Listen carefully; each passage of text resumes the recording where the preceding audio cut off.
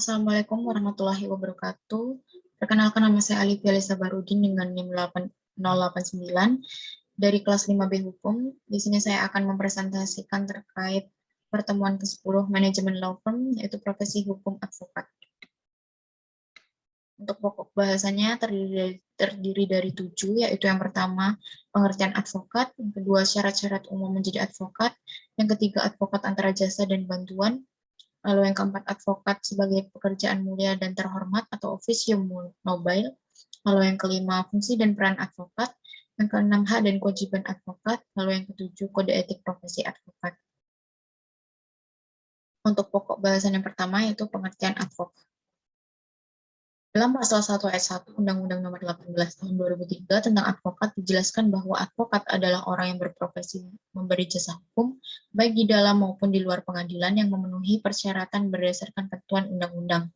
Sebenarnya istilah advokat mengadopsi dari bahasa Belanda, yaitu istilah advokat, yang berarti seseorang yang telah resmi diangkat untuk menjalankan profesinya setelah memperoleh gelar Mister in the Rechten atau Mister, yang mana jasa tersebut diberikan baik di dalam maupun di luar ruang persidangan, sehingga tugas utama seorang advokat adalah memberikan pelayanan kepada klien atau penerima jasa hukum. Lalu untuk pokok bahasan yang kedua yaitu terkait syarat-syarat umum menjadi advokat. Yang pertama, calon advokat berstatus warga negara Indonesia. Yang kedua, calon advokat harus bertempat tinggal atau berdomisili di Indonesia. Yang ketiga, harus berstatus free atau bebas dalam segala hal. Lalu yang keempat, harus berusia sekurang-kurangnya 25 tahun. Lalu yang kelima, harus bebas dari perkara hukum. Dan yang terakhir, harus mempunyai kepribadian yang baik. Selain dari adanya syarat-syarat umum untuk menjadi advokat, calon advokat yang bersangkutan harus memenuhi kualifikasi tertentu, yaitu yang pertama, berlatar belakang pendidikan tinggi hukum, yang kedua, pendidikan khusus profesi advokat atau PKPA, lalu yang ketiga, mengikuti ujian profesi advokat, lalu yang keempat, mengikuti proses magang di kantor advokat, lalu yang kelima, pengangkatan advokat, dan yang terakhir, pengambilan sumpah jabatan advokat. Lalu untuk pembahasan yang ketiga, itu ada advokat antara jasa dan bantuan.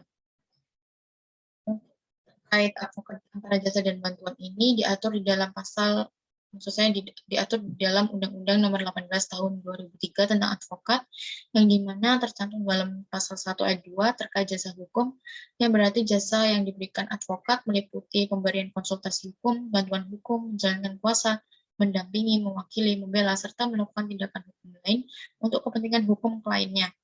Lalu untuk bantuan hukum terdapat di dalam pasal 22 Undang-Undang Nomor 18 Tahun 2003 tentang advokat, yang mana bantuan hukum adalah jasa hukum yang diberikan oleh seorang advokat secara cuma-cuma atau gratis kepada klien yang tidak mampu secara materi. Dari pasal tersebut bermakna bahwa seorang advokat bertanggung jawab untuk ikut mendorong hak atas keadilan bagi masyarakat, khususnya masyarakat miskin atau tidak mampu dan buta hukum. Namun begitu bukan bermaksud menempatkan fungsi bantuan hukum sebagai sikap belas kasihan dari seorang advokat. Lalu untuk pembahasan selanjutnya yang keempat, advokat sebagai pekerjaan mulia dan terhormat atau officium nobile. Dalam Kode Etik Advokat Indonesia tahun 2002 dijelaskan bahwa profesi advokat merupakan profesi yang mulia dan terhormat atau officium nobile, dan karenanya dalam melaksanakan tugas profesinya sebagai penegak hukum di pengadilan posisinya sejajar dengan jaksa dan hakim, yang mana advokat dalam menjalankan profesinya berada di bawah perlindungan hukum dan Kode Etik Advokat, yaitu di dalam pasal 8 huruf A Kode Etik Advokat Indonesia tahun 2002. Lalu kemudian, advokat dalam menjalankan profesinya harus senantiasa menjunjung tinggi profesi advokat sebagai profesi terhormat atau officium nobile, sesuai pasal 3 huruf G Kode Etik Advokat tahun 2002, yang artinya setiap menjalankan tugas profesinya, advokat harus benar-benar menjaga nama baik dirinya dan lembaga.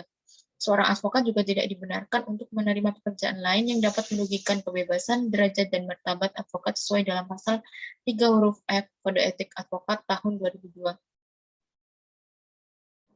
Pembahasan selanjutnya yaitu fungsi dan peran advokat. Fungsi dan peran advokat ini ada beberapa. Yang pertama terkait peran dan fungsinya sebagai advokat bagi negara, yaitu advokat berfungsi sebagai pengawal konstitusi dan hak asasi manusia. Lalu yang kedua, advokat sebagai pioner dalam memperjuangkan hak asasi manusia yang merupakan hak paling dasar dari warga negara. Lalu yang terakhir, advokat sebagai anak bangsa berkewajiban untuk menjaga keutuhan bangsa dan negara. Selanjutnya, terkait peran dan fungsi advokat untuk diri sendiri dan organisasi, yang pertama melaksanakan kode etik advokat, memegang teguh sumpah advokat, menjunjung tinggi idealisme kebenaran dan keadilan, menjaga kemandirian kebebasan derajat dan martabat advokat, meningkatkan mutu pelayanan, dan yang terakhir menjaga persatuan dan kesatuan advokat. Selain dari beberapa pemaparan terkait peran dan fungsi advokat tersebut, advokat juga mempunyai peran utama, yaitu sebagai penyedia jasa hukum serta pemberi bantuan hukum. Dan advokat dalam menjalankan kedua peran tersebut harus seimbang dan adil. Untuk pembahasan selanjutnya yaitu terkait hak dan kewajiban advokat. Hak advokat terdiri dari 4, yaitu yang pertama, seorang advokat memiliki kebebasan untuk mengeluarkan pendapat atau argumen atau pernyataan dalam membela atau menangani perkara yang menjadi tanggung jawab di dalam sidang pengadilan dengan tetap berpegang teguh pada kode etik profesi dan perundang-undangan yang berlaku. Hal tersebut tercantum dalam pasal 14 Undang-Undang Advokat Nomor 18 Tahun 2003. Lalu yang kedua, seorang advokat bebas melaksanakan tugas profesinya untuk membela atau menangani perkara yang menjadi tanggung jawab dengan tetap berpegang teguh pada kode etik profesi dan peraturan perundang-undangan, yang mana hal tersebut tercantum pada pasal 15 Undang-Undang Advokat Nomor 18 Tahun 2003. Lalu yang ketiga, dalam melaksanakan tugas profesinya, seorang advokat berhak memperoleh data, informasi, dan dokumen lainnya, baik dari instansi pemerintah maupun pihak yang berkaitan dengan kepentingan tersebut yang dibutuhkan untuk pembelaan kepentingan kliennya sesuai dengan peraturan perundang-undangan, yang mana hal tersebut tertuang dalam pasal 17 Undang-Undang Advokat Nomor 18 Tahun 2003. Dan yang terakhir, seorang advokat mempunyai hak imunitas, yaitu hak untuk tidak dapat dituntut baik secara pidana maupun perdata dalam rangka melaksanakan tugas profesinya dengan itikat baik dan penuh tanggung jawab untuk kepentingan pembelaan klien dalam sidang pengadilan, yang mana hal tersebut tertuang dalam pasal 16 Undang-Undang Advokat Nomor 18 Tahun 2003. Lalu adapun terkait kewajiban advokat, yaitu yang pertama, seorang advokat tidak diperbolehkan membeda-bedakan perlakuan terhadap klien menurut jenis kelamin, agama, politik, keturunan, ras, serta latar belakang sosial dan budaya. Hal tersebut tertuang dalam pasal 18 ayat 1 Undang-Undang Advokat Nomor 18 Tahun 2003. Lalu yang kedua, seorang advokat tidak bisa diidentikan dengan kliennya dalam menangani perkara klien yang bersangkutan oleh pihak yang berwenang dan atau masyarakat. Hal tersebut tertuang dalam pasal 18 ayat 2 Undang-Undang Advokat Nomor 18 Tahun 2003. Lalu yang ketiga, seorang advokat berkewajiban untuk selalu merahasiakan segala sesuatu yang diketahui atau diperoleh dari kliennya karena hubungan profesinya, kecuali ditentukan lain oleh undang-undang. Hal tersebut tertuang dalam pasal 19 ayat 1 Undang-Undang Advokat Nomor 18 Tahun 2003. Selain kewajiban di atas, seorang advokat juga mempunyai tanggung jawab terhadap masyarakat, pengadilan, klien, dan teman sejawatnya. Lalu yang keempat, selama menjalani profesinya, seorang advokat tidak diperbolehkan mengemban jabatan lain yang sekiranya bertentangan dengan kepentingan tugas dan martabat profesinya. Hal tersebut tertuang dalam pasal 20 ayat 1 Undang-Undang Advokat Nomor 18 Tahun 2003. Lalu yang kelima, seorang advokat tidak diperkenankan atau dilarang mengemban jabatan lain, menuntut pengabdian yang sedemikian rupa, sehingga akhirnya merugikan profesi advokat atau mengurangi kebebasan dan kemerdekaan dalam menjalankan tugas profesinya.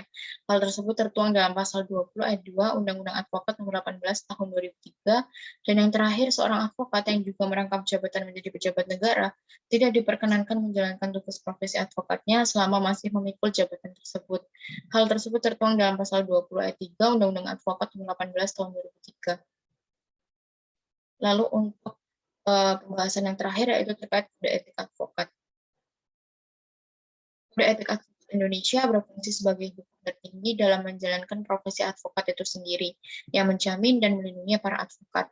Namun begitu, di dalamnya juga membebankan kewajiban kepada setiap advokat untuk senantiasa jujur dan bertanggung jawab dalam setiap menjalankan profesinya, baik kepada klien, pengadilan, negara, atau masyarakat, dan terutama dirinya sendiri.